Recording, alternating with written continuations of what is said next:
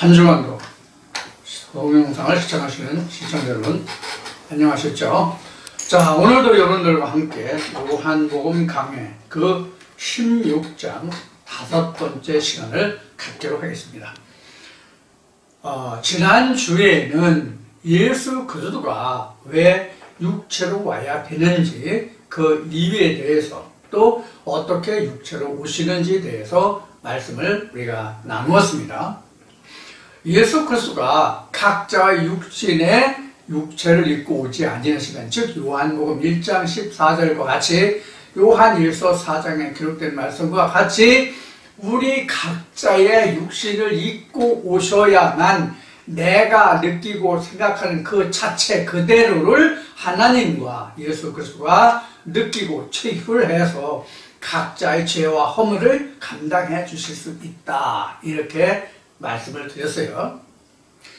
그래서 우리가 2000년 전에도 제자들이 이제 요한복음 16장 이제 이어서 공부하면서 이제 그것을 우리가 이제 볼 수 있겠지만, 또 말씀을 그래서 나누겠지만, 2000년 전 유대 땅에 있던 예수의 제자들도, 예수의 육체와 같이 있던 그런 제자들도 이 내용을 확실히 알지 못했거든요. 자, 누차 반복되는 이야기지만, 이러한 상황에서 예수가 살아있을 때의 제자들에게 일렀던, 당부했던, 가르쳐 주었던, 알려주었던 그 모든 내용들을 예수의 죽은 후 40일 후 부활하고 부활 후에 제자들과 같이 했던 그 말씀과 함께 예수가 성찬하여 아버지 보좌에 올라가고 오순절을 통하여 성령을 받은 연후에야 말씀이 육신을 입었다는 그 자체가 무엇인지를 온전히 깨달았다, 이렇게 볼 수 있어요. 그래서 한 예를 들면 베드로가 입을 열어 너희가 십자가에 못 박은 그가 우리가 기다리고 기다리던 메시아다, 그리스도였다 하는 이야기를 하게 되죠. 우리도 이와 같은 똑같은 과정을 거치는 거예요. 어떤 똑같은 과정을 거치는지 방금 말씀드린 바와 같이 이 말씀을 진행하면서 여러분들과 함께 나누도록 하겠습니다. 오늘 여러분들에게 저와 함께 나누는 하나님의 예수의 하나님의 음성이 생명과 은혜의 말씀이 되기를 기원하면서 오늘을 시작하겠습니다. 자, 지난주에 예수 그리스도가 왜 육체로 와야 하고 육체로 오는데 그 육체가 어떤 육체냐, 신학이 말하는 육체로 오는 예수는 2000년 전 유대 땅에 왔던 그러한 육체로 별도의 예수라는 이름으로 오는 그러한 예수 그리스도를 생각하고 그렇게 우리가 전했고 우리가 그렇게 알고 있었지만, 지금은 각자의 몸을 빌어서 오시는 성령의 예수, 그래서 예수의 종류까지도 지난주에 잠깐 언급을 했었죠. 자, 이 말씀을 참고하시고 지난주에 예수가 왜 육체로 와야 되는지 하는 문제는 지난주에 그 말씀드리기를 8절부터 10절까지에 기록한 죄와 의와 심판에 대하여 여러분들께 말씀을 나눌 때 바로 예수 그리스도의 그 실체에 관해서 말씀을 드렸습니다. 자, 우리가 이와 같이 예수의 모습이, 그 실체가 무엇이 진짜 예수의 실체냐 하는 것을 우리가 아는 거예요. 자, 결론적으로 말하면 예수라는 것은 2000년 전 유대 땅에 왔던 그 육체를 입은 그 예수가 아니라 성령이 예수다, 이렇게 미리 답을 드리고 말씀을 드릴게요. 말씀을 시작할게요. 자, 그래서 이제 10절까지 말씀은 다 11절까지 말씀이네요. 11절까지 말씀은 다 그 말씀을 드렸다고 보면 되겠습니다. 그런데 이제 오늘 시작은 11절부터 16장 11절부터 말씀을 나누겠습니다. 심판에 대하여라 함은 이 세상 임금이 심판을 받았습니다. 사실은 여기까지 설명했기 때문에 왜 그 예수가 육체로 와야 죄의 심판에 대하여 우리가 완전히 해결할 수 있냐, 왜 육체로 와야 되냐 하는 것을 말씀을 드린 것입니다. 12절에 내가 아직도 너희에게 이를 것이 많으나 지금은 너희가 감당치 못하리라. 아직 감당하지 못하리라 하는 이 이야기는 뭐냐면, 이를 것이 많은데 그 많은 천국에 관한, 즉 아버지에 관한 것에 대해서 현재 상태로는 아직 너희가 성령에 대하여, 즉 예수의 실성에 대하여 잘 알지 못하기 때문에 그것을 말해도, 남은 것을 말해도, 잃을 것이 많지만 그 남은 것을 말해도 너희들이 알지 못하고 깨닫지 못한다, 이제 그런 이야기예요. 그래서 이제 말 못한다, 감당치 못한다. 우리는 감당치 못할 거를 이야기하면 오히려 시험이 될 거 아니에요. 짐이 될 거잖아요. 그러니까 말을 못하는 거예요. 이것도 이제 뒤에 가서 예수가 어떻게 한다 하는 것을 말씀을 해 주십니다. 그러나 13절에 그러나 진리의 성령이 오시면 그가 너희를 모든 진리 가운데로 인도하시니 그가 자유로 말하지 않고 오직 듣는 것을 말하시며 장래 일을 너희에게 알리시리라. 여기서부터 이제 답이에요. 여기서 답이라고. 내가 너에게 이를 것이 많은데 너희가 감당치 못하려서 아직은 많은데, 그런데 진리 가운데로 인도하시는 그 진리 성령이 오시면, 진리로 인도하는 그 성령이 오시면 모든 것을 너에게 말하고 알게 하고 깨닫게 하라, 그런 얘기야. 그러니까 지금 너희가 감당하지 못할 그것을 내가 지금 말하지 않고 있는데 성령이 오면 그가 너희에게 이 모든 것을 알게 하라는 얘기예요. 이게 중요하죠. 이게 중요해요. 그래서 우리도 지난주까지 이미 말씀을 드렸지만 지금 우리가 그 메시아의 재림을, 예수의 재림을 지금 기다리고 있잖아요. 그런 예수의 재림으로는 지금 예수가 여기서 제자들의 말하고 있는 진리의 성령이 오시면 너희가 이렇게 되리라 하니 이것이 이루어지지 않아요. 그 예수가 와서는 내 몸을 빌고 오는, 육체로 오는 예수가 아니시면 내 밖으로 다른 몸을 입고 오시는 예수로 인해서는 내가 그것을 제사 앞에 받지 못하고 그가 내 죄와 허물을 깨닫지 못하고 내가 생각하고 뜻하고 이루고자 하는 바를 알지 못한다니까. 그 예수는 내 몸 밖에 있는 예수는 나를 모른다고. 그래서 지난주에 여러분들에게 말씀드리기를 부부지간에도 사랑을 나눌지라도 서로가 서로의 자매를 자기가 체휼하지 못한다라고 말하는 거예요. 똑같은 자리에서 똑같은 음식을 놓고 먹어도 저 사람 맛, 내 맛, 그 사람 맛 다 달라. 10사람이면 10사람이 똑같은 그 집에서 똑같은 메뉴의 음식을 먹고 있어도 맛이, 각자의 맛이 다 다르다니까. 왜? 오감이 다르니까. 어? 총각, 미각, 시각 이렇게 다 다르잖아요. 사람마다 다 다르잖아. 제가 이제 음악 같은 것을 좀 전자를 이제 했기 때문에 제가 학교 다닐 때 음향기기도 만들어서 들어보고 그래서 이제 노래 같은 것을 많이 들어볼 수 있는 기회가 있었어요. 이렇게 그 음향기기를 만들다 보면 똑같은 부품, 똑같은 수치의 것을 가지고 만들어도 만들 때마다 음향이 틀려. 똑같진 않아. 똑같은 부품, 똑같은 재원의 것을 사다가 똑같은 제품을 똑같은 한 사람이 만드는데도 다 틀려. 마치 한 부모 밑에서 자녀가 여럿이 태어나면 다 같지 않은 거야. 심지어 사람 같은 경우는 성별도 틀리잖아. 그러나 기계는 성별 같은 건 없잖아요.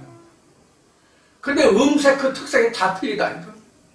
그래서 청각도 어떤 사람이 이제 사람이 들을 수 있는 가청 주파수라고 얘기하는데 그 사람이 들을 수 있는 그 주파수예요.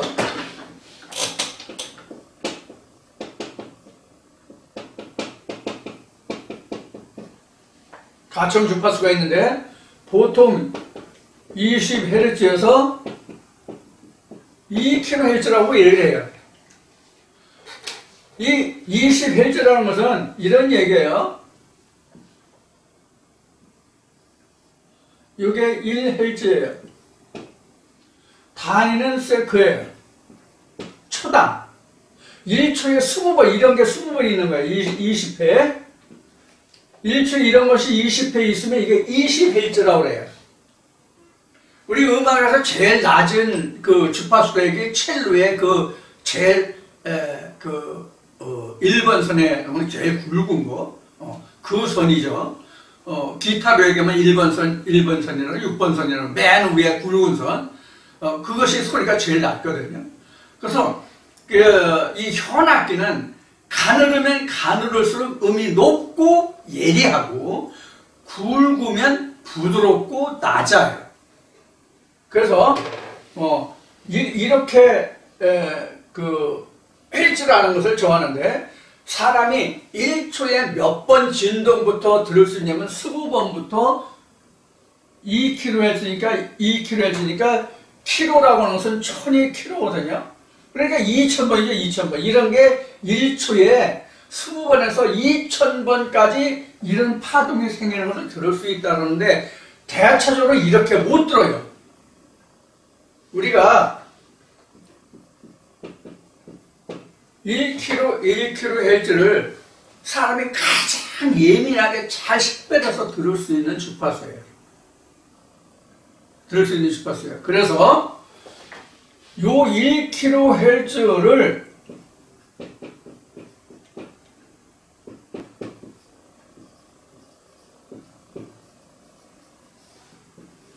파일럿 프리퀀시 하도 그래가지고 이게 맞나 모르겠네. 요 1kHz를 서울에서부터 부산까지 통신 장비가 있다면 서울에서 부산까지 똑같은 음량, 음질, 음색으로 들을 수 있도록 조정을 해요. 이것을 계통 조정이라고 얘기해요. 이거를 예를 들어서 하나님의 말씀을 여러분들에게 설명하고자 하는 거예요. 잘 들어주세요. 계통 조정을 해요. 이건 이렇게. 계통 조정하면 서울에서 부산까지 통신 장비가 이 1kHz라는 이 파일럿 주파수로 딱 맞춰져요. 레벨을 딱 맞춰져요. 그러면 서울에서 말하고 듣는 그 음색이 부산에서도 똑같이 들을 수 있도록 조정이 됐다고 가정을 하는 거예요. 그래도 음색이 틀려요. 똑같지는 않아요. 왜? 장비마다 그 서울에서 부산까지 중계소가 여럿이 있거든. 중계소가 여럿이 있는데 계통 조정하는 주파수는 1kHz지만 각 지역마다 중계소마다 여러 서브 채널이 이 1kHz를 조정할 수 있는 1kHz를 조정할 수 있는 서브 장비들이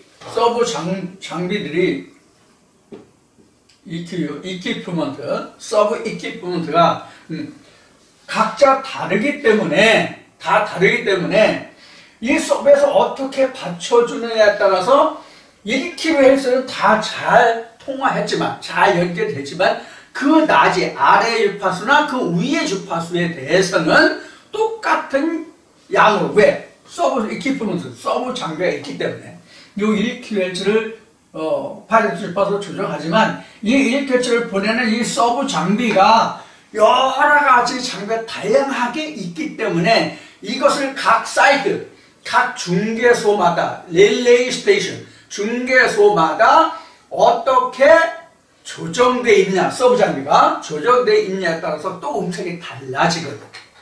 이 주파수가 달라지면. 이와 마찬가지로 하나님이 1kHz라는 것을 쫙 보내서 전파하셨다고 해도, 하나님 말씀을 전파했다 하실지라도 각자 교회마다 사람마다 이 서브 장비라고 생각한다면 이 1kHz가 이 서브 장비 한편에서 똑같은 소리를 내는 게 아니라고. 사람마다 똑같다고. 그래서 뭐가 나오냐면 2단 3단이 나오는 거예요. 예를 들면 똑같은 모세, 똑같은 예수로부터 말씀을 들었잖아. 이스라엘 백성들이 어떻게 듣는가를 우리가 성경에서 보시는 바와 같이 이스라엘 백성들이 그에 대해서 어떻게 했는가를 보면 지금 이 통신 장비를, 가청 주파수를 예를 들어서 설명한 이 내용을 여러분들 충분히 이해하실 수 있을 거예요. 무슨 뜻인지 충분히 이해가 되시죠? 그러면 지금은 이 상태가 지금 그 인터넷상으로 해서 여러분들이 제가 여기서 오늘 실컷 나쁜 말로 표현하면 실컷 떠들고 나서 한참 후에 보잖아. 아무리 빨리 봐도 시차가 2시간에서 3시간이에요. 이 동영상 준비해서 인터넷에 옮겨서 그것을 다시 유튜브에 올릴 수 있도록 변환시켜서 그것을 또 변환시켜서 3번을 변환시켜야 되거든요. 이 장면을 만들어서 만드는 단계까지만 4단계를 거쳐야 여러분들이 보실 수 있는 영상으로 바뀌어져요. 그 시간이 보통 2시간 반에서 3시간이 걸려요. 아무리 빨리 해도 시작하자마자 해도. 그래서 여러분들이 이 영상을 보는데 어쨌든 아무리 빨리 해도 2시간에서 3시간이라는 공백이 생기잖아요. 자, 2시간, 3시간이라는 공백이 생겨서 그 후에 여러분들이 보게 돼요. 무슨 뜻이냐면 직접 여러분들이 얼굴과 얼굴을 마주하고 이 말씀을 듣는 것과 2시간, 3시간이 지난 후에 영상을 대하는 것과는 들리는 각도가 내가 듣고 이해하는 각도가 전혀 달라요. 우리가 지금 아이들이 그 코로나 관계로 해가지고 학교 등교를 못하고 인터넷 수업을 많이 했어요. 우리 손자들 보니까 그러더라고. 그렇게 하던데. 인터넷 공부가 얼굴과 얼굴 보고 하는 거고 같지 않던 첫째적인 조건이 태도가 훌륭해 없어 보니까. 누워서 하던 턱을 고이고 있던 다리를 들고 있던 뭐 하든 그냥 듣기만 하면 되잖아 자기가. 근데 내가 학교에 가서 교실에서 선생님 앞에 마주하고 있다고 생각해봐요. 누워서 들을 수 있어요? 어디 기대서 자기가 그렇게 할 수 있어요? 몰라. 지금 애들은 뭐 부드러워서 수업 분위기가 자유스러워서 그럴 수 있을지는 모르겠지만 우리 80대가 아닌 80이 아닌 우리 노인 세대 같은 경우는 감히 언감생은 생각조차 못할 상황이거든요. 지금은 어떠한지 모르겠지만 지금 우리가 말씀을 대하는 게 바로 그런 것과 같아요. 그리고 우선 생동감이 떨어져요. 직접 얼굴과 얼굴을 보고 여러분이 이 말씀을 나누는 것과 동영상으로 이 말씀을 듣는 것과는 생동감이 틀리다고. 생동감이 틀리다는 얘기는 뭐냐면 그만큼 살아 역사의 힘이 적어진다는 얘기예요. 즉 생기의 비율을 0에서부터 100까지 잡는다면 생기가 여기서는 100%가 증거된다면 전해진다면 인터넷상으로 여러분들 유튜브의 동영상을 보고 하면 100까지 이를 수가 없다고. 아무리 내가 집중해서 듣는다고 할지라도. 그래서 여러분들 신앙생활 하시기가 어쩌면 더 어려우실 수 있을지도 몰라요. 그래서 지난주에 2주전인가 3주전에 여러분들께 공개적으로 이제 여러분들 날씨도 시원해지고 했으니까 여러분들 기회 되시면 오실 분은 오십시오라고 그래서 말씀드린 거예요. 왜? 공개적으로 얼굴과 얼굴을 보고 대하지 못하는 상태에서 유튜브만 보고 하려니까 질문을 할 수가 있나 뭘 할 수 있어요? 없잖아. 그 시간에 내가 갑자기 이런 생각이 나서 이런 말씀이 생각이 나서 묻고 싶은데 질문하고 싶은데 이것은 설명을 했는데도 내가 잘 이해가 안 돼. 이거를 다시 한번 질문하고 싶은데 알고 싶은데 질문할 수 있어 없어? 못하잖아요. 그래서 그런 것을 좀 메모해가지고 그냥 머리로만 생각하면 얘기하다 보면 이제 생각 안 나고 까먹을 수 있으니까 기억하지 못할 수 있잖아요. 그래서 메모해가지고 54라고 말씀을 드린 거예요. 이런 세세한 얘기는 그때는 안 했지만은 지금도 여러분들 기회 되시면 찾아오세요. 이제 제가 금년에 하고자 하는 일들이 끝났기 때문에 이제 편안한 시간이 됐거든요. 이제 편안한 시간이 됐으니까 내년에는 또 어떤 일을 어떻게 시작할지 모르지만 현재로서는 내년 3월까지는 현재 지금 자유로운 시간이니까 여러분들 이러한 면면을 생각하셔서 지금 여기 말씀드린 것 같이 계통 조정을 좀 하고 싶은 것이 있으면 여러분 언제든지 찾아주십시오. 저한테 연락 주시면 지난번에도 말씀드렸지만 용산에서 장항선, 홍성, 충남 홍성까지 오시면 제가 픽업을 해드리니까 찾아오시거든요. 그리고 멀지도 않아요. 차로 뭐 느긋하게 천천히 가도 15분이면 가요. 그렇게 먼 거리가 아니에요. 그러니까 여러분 부담 갖지 마시고 찾아오시기 바랍니다. 그래서 교통 조정을 좀 다시 한번 해 주시기 바랍니다. 자, 그래서 지금 13절 때문에 좀 이런 얘기까지 나왔는데 진리의 성령이 오시면 할 수 있다는 얘기잖아요. 이미 12절에서 말씀드린 바와 같이 진리의 성령이 와야만 한다. 근데 지금 예수가 가기 전에는 예수의 진리 성령이 오질 않았잖아요. 이 성령에 대해서 좀 아직도 할 게 많은데 아직도 여러분 성령에 관해서 여러분이 충분히 이해하고 계시질 못하다는 느낌을 많이 받아요. 자, 그 뒤에 가서 좀 더 다시 말씀드리고요. 그래서 이제 그 성령이 진리 성령이 이제 와서 진리 가운데를 이제 인도하는데 이건 자의적으로 하지 않고 오직 듣는 것을 알아. 이 듣는다고 하는 것은 누구부터 듣느냐 하는 것을 여기서 지금 이 13절 내용으로는 없잖아요.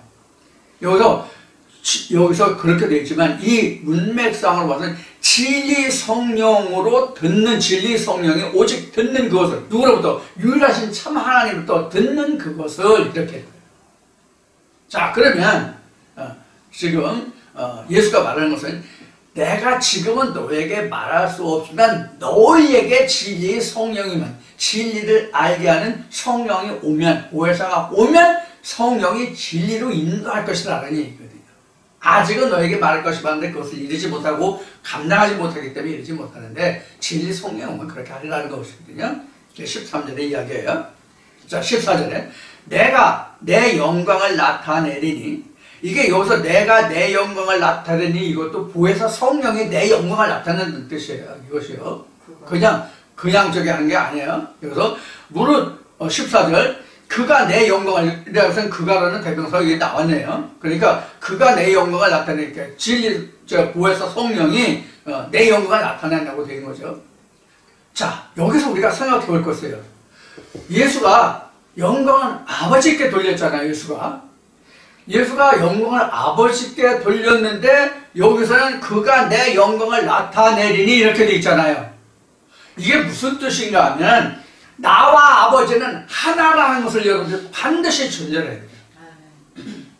예수 아버지가 하나다. 이것을 반드시 존재해야 된다고. 이것도 할 얘기인데 나중에 합시다. 아버지와 내가 하나다라는 얘기는 이거 굉장히 중요한 의미를 가지고 있어요. 굉장히 중요한 의미를 가지고 있다고. 자, 여기서 그가 내 영광을 나타내니 내 것을 가지고 너에게 알리겠습니다. 여기서 내 것을 가지고도 하나님의 것을 가지고라는 말과 같아요. 왜 하나님의 것을 가지고와 똑같으냐? 나와 아버지는 하나이기 때문에. 이해하셨죠? 자, 제 얘기 안에서 그냥 기록된 것을 빌어서 말씀을 드리는 거예요. 그래서 내 것을 가지고 너에게 알리겠음이니라. 무릇 15절에요. 무릇 아버지께 있는 것은 다 내 것이라. 아버지께 있는 것은 다 내 것이다. 이것이 바울 서신에도 보면은 그가 주인의 아들일지라도 어릴 적에는 청지기 아래 두나니 이렇게 돼 있잖아요. 청지기 아래 두나니 이렇게 말씀에 있는 바와 같이 무릇 아버지께 있는 것은 다 내 것이라. 그러므로 내가 말하기를 그가 내 것을 가지고 너에게 알리리라 하였노라. 그런데 아직은 주의 제자들이 지금 말한 바와 같이 아들이 아직 안 됐어. 청지기 아래에 있다는 얘기야. 그러니까 내가 너에게 이것을 다 달아도 아직은 감당하지 못해. 그런데 내가 간 후에 보혜사 진리 성령님은 너희를 진리 가운데 인도하고 진리가 이런 것을 너희가 알게 할 거야. 그런 거예요. 그래서 이미 앞에서 14장부터 시작한 내가 가면 아버지께서 내 입으로 보혜사 성령을 보낼 때 성령이 너에게 내가 그가 말한 것을 깨닫게 하려 합니다. 그가 너희를 가르치게 하라. 생각나게 기억나게 가르치라. 이렇게 이미 말씀하셨죠. 그 내용들이 다시 반복해요. 자, 내 영광을 나타내리니 내 것을 가지고 너에게 알리겠음이니라. 그런데 15절에 가서는 이것이 다 아버지의 것이 내 것이다 이렇게 되어 있어요. 아버지의 것이 무릇 아버지께 있는 것은 다 내 것이라. 그러므로 내가 말하기를 그가 내 것을 가지고 너에게 알리라 하였느라. 그가 진리 성령이. 진리 성령이 너희가 내 것을 가지, 보혜사 성령이 내 것을 가지고, 즉 아버지의 것을 가지고 예수의 것을 가지고, 즉 아버지와 예수의 것을 가지고 양쪽 다라고 생각해도 돼요. 아버지와 예수의 것을 보혜사가 너에게 다 알게 하리라. 지금 내게 너에게 말하지 않은 것을 그가 알게 하리라, 그런 뜻이에요. 자, 16절에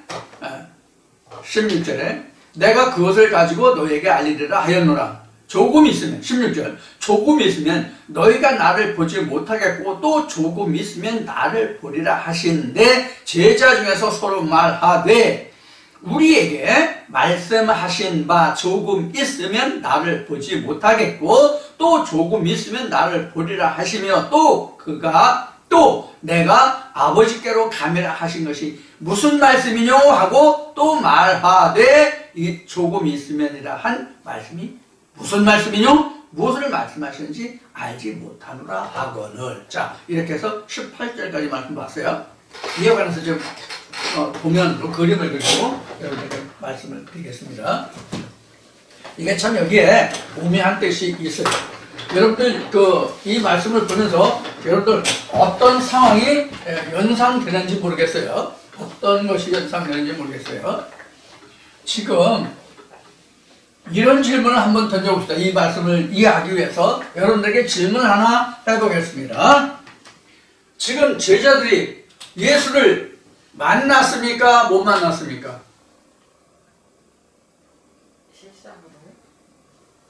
지금 예수가 설명하는 바로 말하면, 예수가 제자들에게 설명을 하고 있잖아. 어떻게 될 것이라는, 장차 어떻게 될 것이라는 예언이잖아, 사실은. 이 말씀이요. 지금 예언의 말씀을 하고 있는데, 예수가. 그러면 제자들이 예수를 만났느냐, 못 만났냐? 이 질문을 하는 거예요. 제자들이 예수 만났어요, 못 만났어요? 못 만났어요.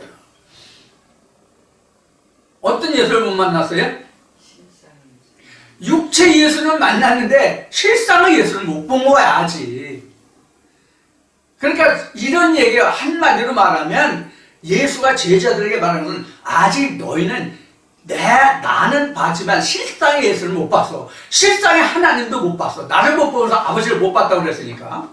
나를 본 것은 아버지를 본 것이고 아버지를 본 것은 나를 본 것이라 했으니까 너희가 실상의 나를 못 봤어. 그러니까 아버지도 몰라, 이런 얘기예요. 그러니까 내가 너희에게 할 말이 많은데 그걸 하면 너희들이 깨닫지 못해. 너희가 받아들이지 못한다니까. 그래서 지금 말 안 해. 그런데 걱정하지 마. 내가 가면 보혜사 성령이 올 거야. 성령이 오면 진리에 관해서 말해. 그때 너희들 다 할 거야. 아버지의 것으로 내가 아버지의 것으로 내가 다 내 것으로 다 얘기할 거야. 그때가 진짜 실상의 예수야. 이런 뜻이에요. 다시 말하면. understand? 그러니까 우리가 같은 글을 보면서, 같은 내용을 보면서, 그게 무엇이냐고 그래. 예수 분명히 만났지 않냐? 만났지. 무슨 예수? 육체 예수를 만났지. 진짜 하나님 안에 들어있는 예수에 대해서는 지금 이 말씀을 그렇게 오랜 세월 동안, 무려 자그마치 물경 2000년이라는 세월이 흘러서 지금 이 말씀을 보고 있는데, 이 말씀을 2000년이 흐른 후에 보고 있는 많은 신학자들이 이것을 찾아내지 못하잖아. 육체 예수는 말하지만 성령의 참 예수, 실상의 예수는 찾지 못하잖아. 그렇기 때문에 지난주에 여러분들에게 2시간에 걸쳐서 예수가 어떻게 오느냐의 문제를 여러분들에게 자세하게 설명을 드렸던 거예요. 지난주에 말씀을 드렸듯이 성경에 나에 관한 기록이라고 그랬잖아, 예수가. 그럼 성경에서 우리가 어떤 성경을 읽든지 간에 예수를 찾으면 되는 거예요. 예수를 찾으면. 실상의 예수. 근데 지금 우리가 아직까지도 어떤 예수를 알고 있어요? 2000년 전에 유대 땅에 왔던 육신을 입고 온 그 예수가 말씀이 육신을 입었다, 그렇게만 생각하고 있잖아. 각자가 말씀이 육신을 입어야 되는, 그래서 요한 1서 4장에 기록한 육체를 입고 오는 예수를 시인하는 영마다 이것을 우리가 이해를 못했잖아. 그러면 지금 여기 특히 그 17절에 기록한 이 말씀같이 조금 있으면 나를 보지 못하고 또 뭐 나를 보고 이런 이야기가 나왔어요. 이게 무슨 얘기인지 설명해 줄게요. 그림으로 설명할게요.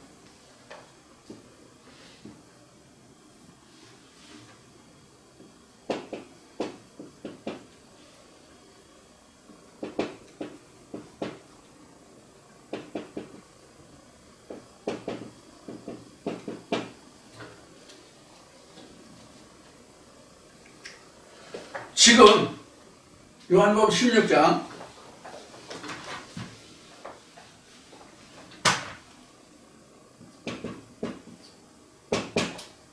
17절에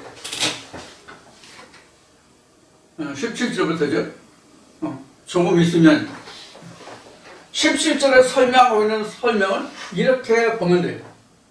지금 이 그림상으로 지금 예수와 제자들이 어디 있다고 생각이 되십니까? 이 그림상으로 보면 예수와 제자들이 지금 어디 있어요? 지금 여기에요.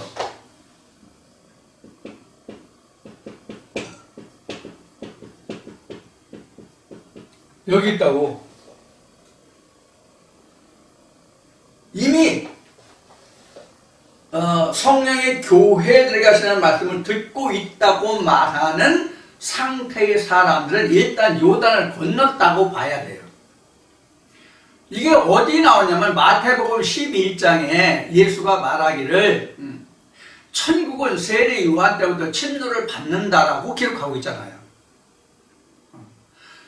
세례 요한에게 침례를 받으면 바리새인들이 침례가 아니에요. 세례 요한이 침례예요. 세례 요한의 침례를 받을 때부터 천국은 침노되거든요. 그럼 천국의 그 시작이 요단을 건너야 천국의 시작이거든요. 천국의 시작이. 그래서 이것을 창세기로 말하면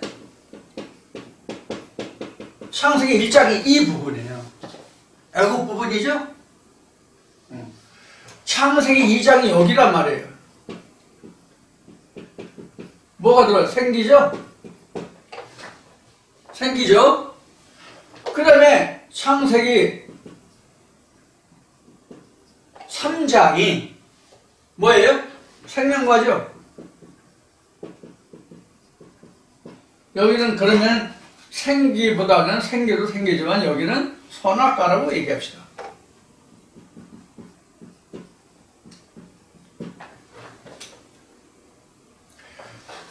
이 선악과만 먹어도 가나안은 가나안이에요.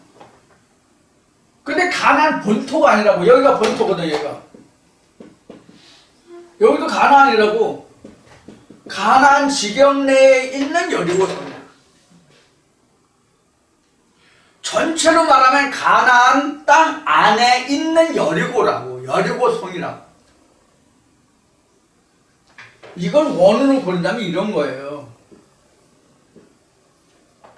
이런 거라고. 여기가 본토거든. 가나안 본토. 응? 근데 이 가나안 본토에 들어갈 수 있는 이 성을 여기에 쌌단 말이야. 성을. 이게 여리고 땅이고. 응? 여기가 가나안이고.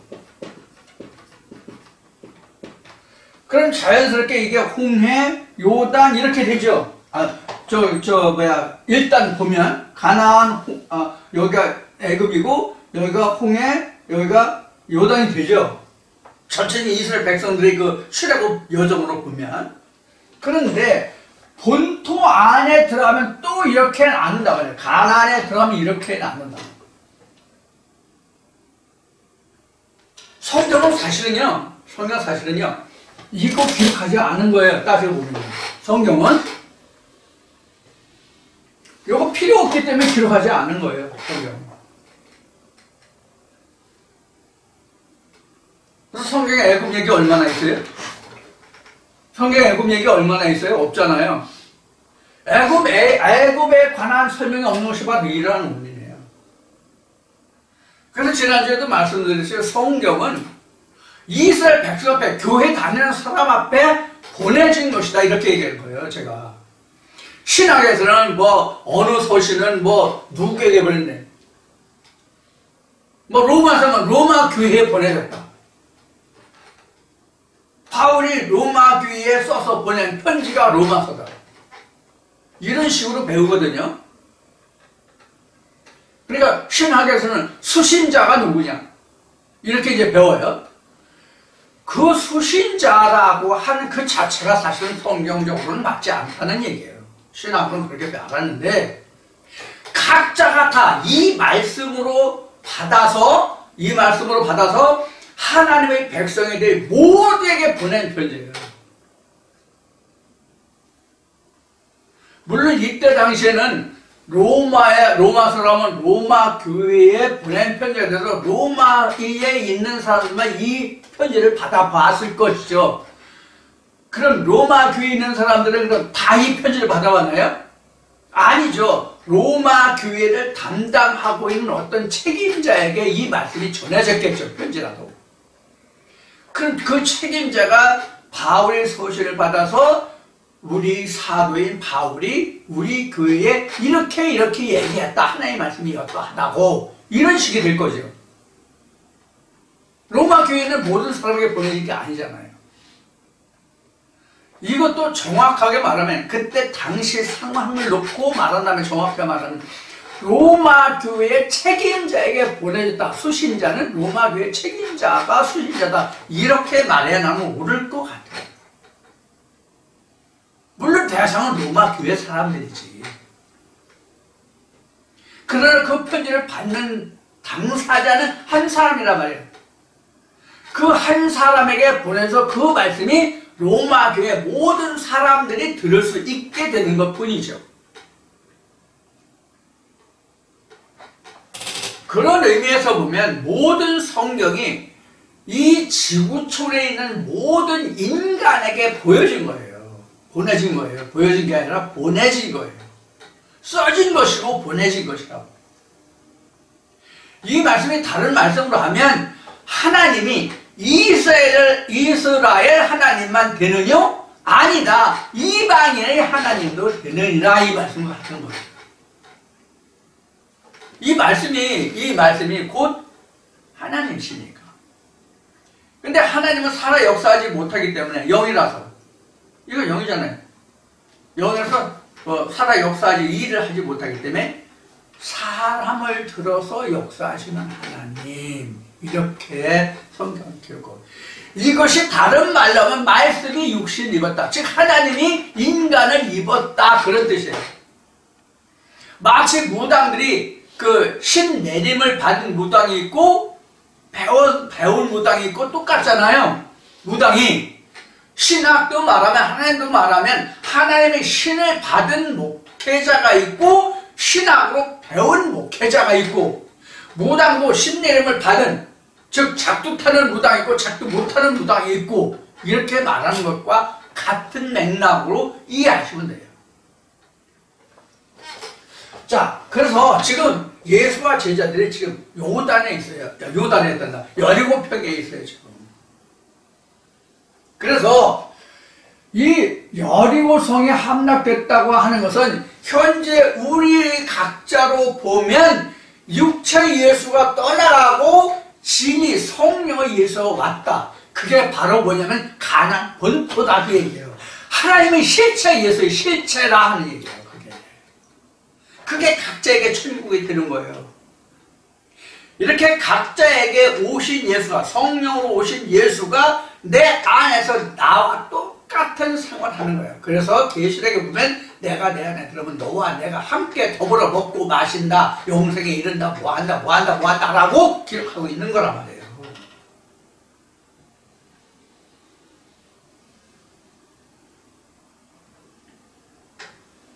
요한복음 강해를 저만 했나요? 요한복음 강해를 저만 하고 있나요? 일반 교회 목사는 요한복음 말한 목사들 하나도 없나요? 엄청 많아요. 벌써 몇 년 전, 몇십 년 전에, 수십 년 전에 해놓은 요한복음 강의 많이 있을 거라고. 지금까지 엄청 많을 거라고. 하지만 성경을 세세히 들여다보고 진짜 하나님의 사정을 누가 알아서 하나님의 사정을 얘기했겠어요? 응? 세상 속담에 과부 사정, 과부가 알고 호렙의 사정, 호렙이가 안다는 말과 같이 하나님의 사정을 하나님의 신을 받은 자가 아니면 누가 알겠냐?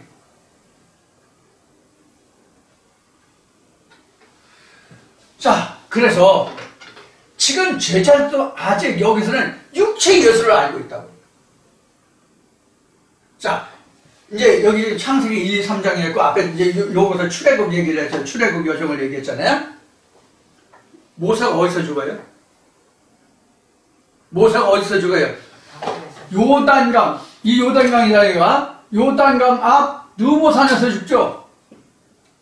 예? 요단강 앞 느보산에서 죽는데 모세가 가나안 지경을 다 보았습니까? 못 봤습니까? 다 봤어요.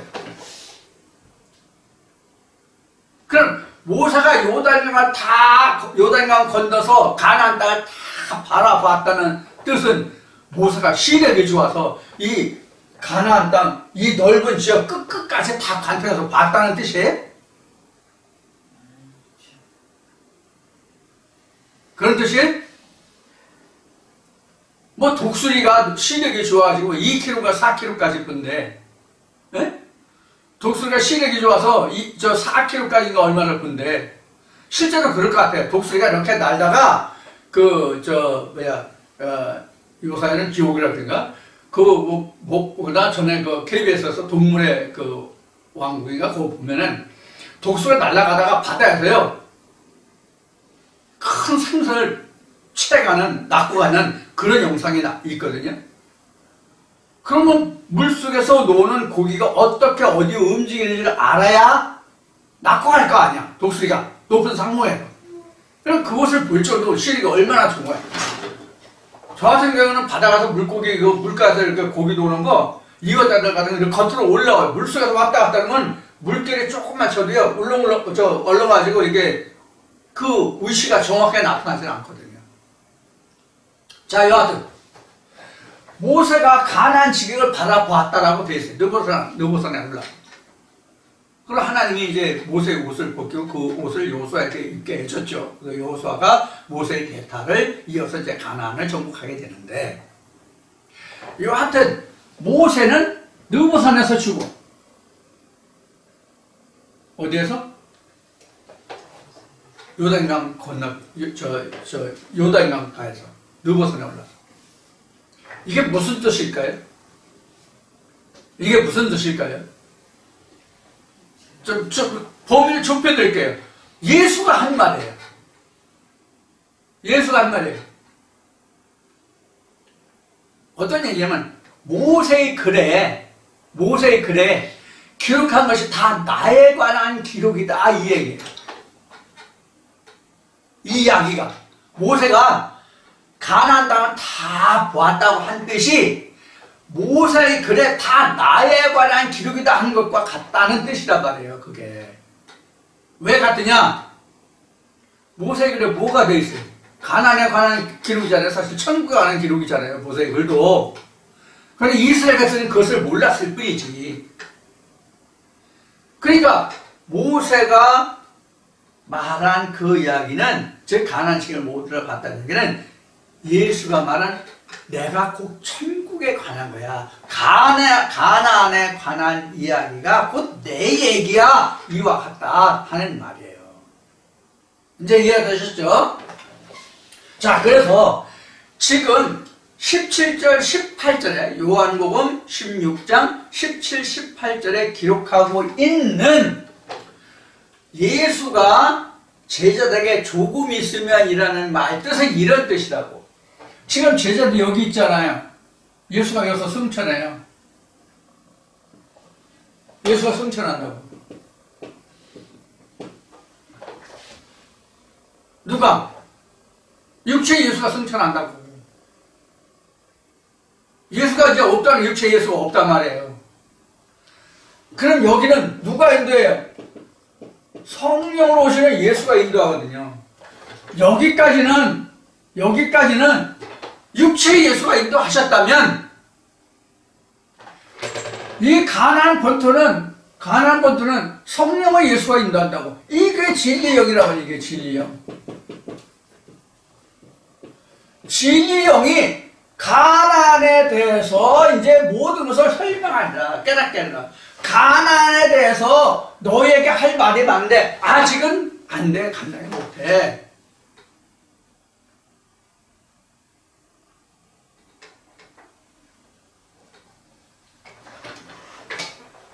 그러면 예수의 제자들이 가나안 본토에 들어가서 해야 할 일들이 뭘까요?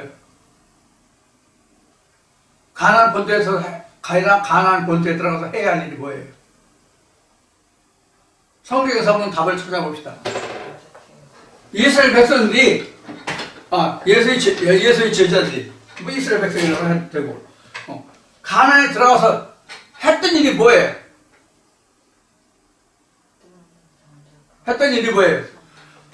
이미 창세기에 하나님이 아브라함에게 가나안 땅을 언약했던 여부수 족속, 히브리 족속, 히윗 족속, 기르기인 속도 이렇게 10족속인가 몇 족속을 말해서 그 동을 다 내어 쫓고 그 땅을 너에게 주리라 한 말씀이잖아요.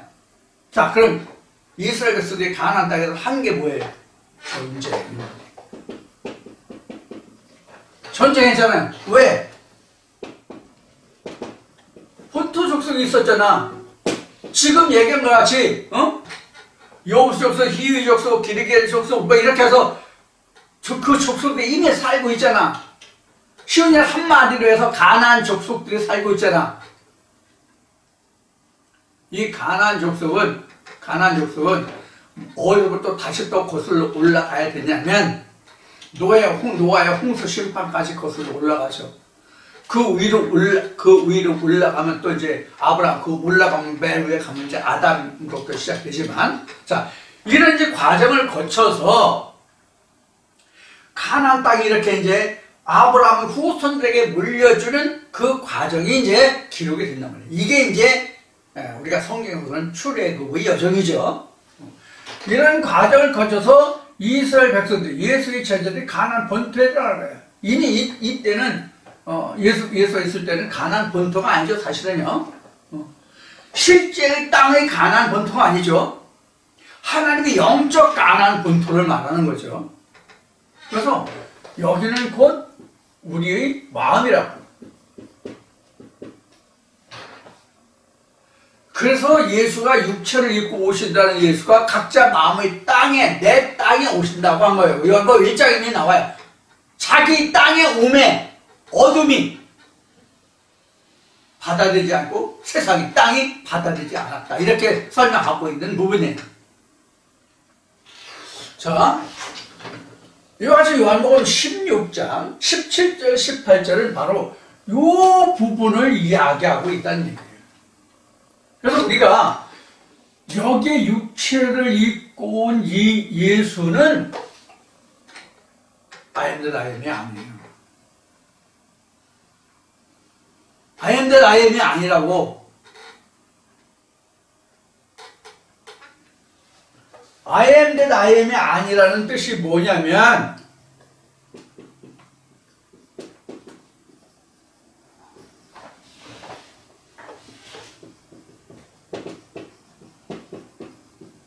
이렇게 했잖아요. 2000년 예수가. 네? 2000년 예수가 6초 플러스 0이잖아. 말씀 60년 입었으니까. 그래서 우리가 똑같다고 얘기하는 거예요. 그래서 우리가 똑같다고 얘기하는 거라고.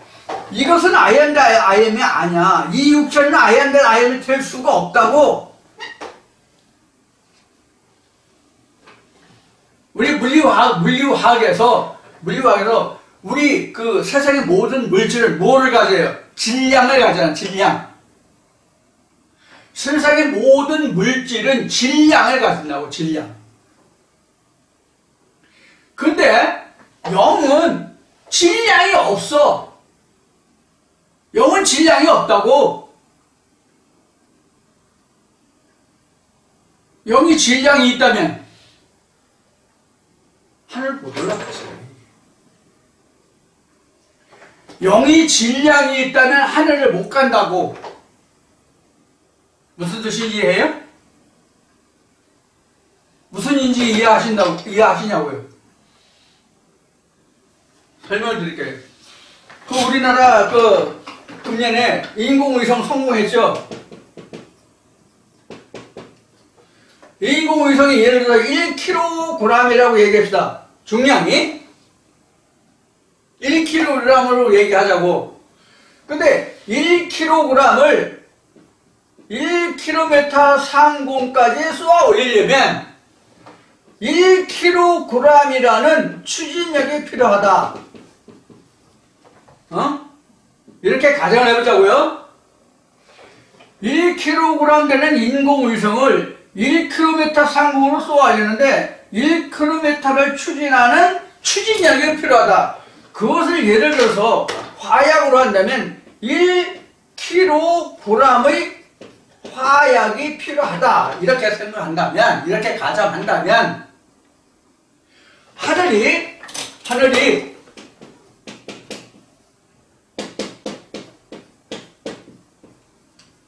1000km 상공까지 쏘아올려 거기가 하나님 나라라고 한다면 1kg의 1000배인 1000kg이라는 뭐가 필요해? 추진력이 필요하다고.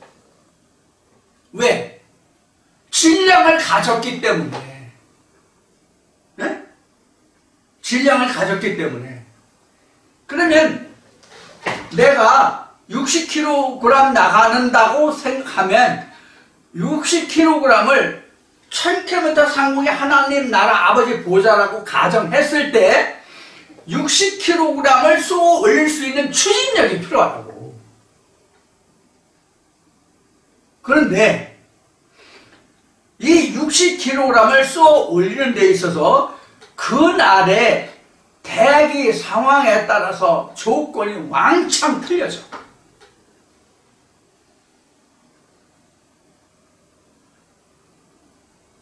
(1kg) 가지고 1km 상공까지 쏘아올 수 있는 추진력을 가지고 시작하면 넘어갈 수도 있고 못 될 수도 있고 훨씬 못 미칠 수도 있고 여러 가지 조건이야.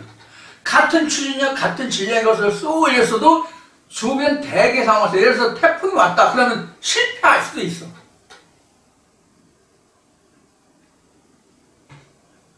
그러면 신학이 말하는 것과 같이 우리 육체도 천국에 간다고 한다면, 하늘나라에 간다고 한다면, 좀 좋은 얘기를 표현할게요. 여러분들 이해하고 들으세요. 어떤 놈이 있어서 그걸 과학적으로, 기술적으로 쏘아 올려서 그 자리에 올리겠냐고.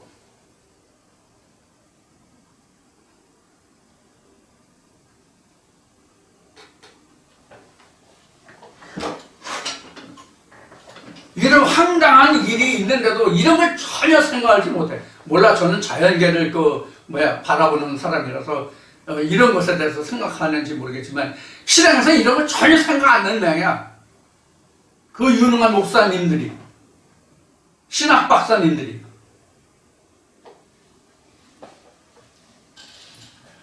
자, 그래서 이러한 많은 문제점들을 가지고 있으면서도 목사는 모를지라도, 신앙만 했기 때문에, 자연계를 모르기 때문에 목사는 모를지라도 그 교회 다니는 사람들 중에는 혹시 이과를 공부한 사람들이 있을 거란 말이야.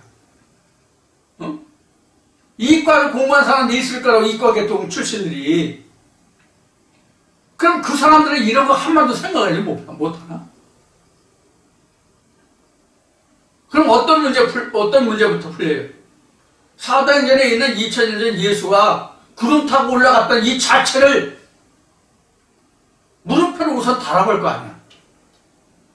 과연 가능한지, 이 여부를. 아, 간단한 해결 방법이 있네. 아무도 쏘아 올리지 않아도 되네. 왜? 답이 하나 있잖아. 만명통치약 하나 있잖아. 전지전능하신 하나님. 하나님이면 뭐든지 다 해. 응? 하나님이니까 다 할 수 있다고. 이렇게 하면 답이 없네. 답이 없네가 아니라 문제가 없네. 응? 답이 다 풀리네, 그냥. 그런 하나님은 창세전부터 지금까지 앞으로도 영원히 없다. 그런 하나님은. 내가 거짓말인지 아닌지는 기름 먹인 종이의 글씨들은 안 써지니까 글씨 먼저 쓰고 기름 먹여서 타임캡슐에 담아서 보관해서 증거해보자. 누구 말이 맞나? 자, 이렇게 해서 지금 요한복음 16장 17절 18절에 기록한 이 말씀은 바로 이러한 부분을 이야기하고 있는 거예요. 지금 육체 예수로서 말씀을 듣고 있지만 진리 성령이 와야 가나안에 대해서 확실히 깨닫는다고. 제자들께서 아직 실상의 예수를 만나지 못한 거예요. 우리 중에서도 아직 실상의 예수를 만나지 못하는 분이 많이 있을 거라는 생각을 해봅니다. 제 생각이에요. 이 말씀을 들으시는 여러분들 각자는 아니야 나 벌써 하겠지만 실상은 그렇지 않다. 이게 정답이다 라고 저는 봅니다. 여러분의 생각은 어떨지 모르지만 내 생각과 내 생각이 다르니까요. 자, 이래서 17절 18절이 바로 이러한 뜻을 가지고 있다. 현재 우리가 가지는 믿음도 육체의 예수관을 이미 떠나고 성령의 예수로 넘어야 한다. 그래야 실상의 가난을 내가 내 마음속에 하나님의 성전으로 세울 수 있다. 그런 얘기예요. 그래서 아직도 우리는 요단을 건너지 못한 분도 있고 요단을 건넜으나 여리고평에 머무는 자도 있고 여리고평에서 여리고성을 함락시키려고 하는 자도 있고 가나안 본토에 들어와서 이미 여기 전쟁이라는 얘기 했죠. 전쟁을 해서 자기만의 가나안 땅을 확보해 가는 자도 있고 부류가 많죠. 우리 중에서.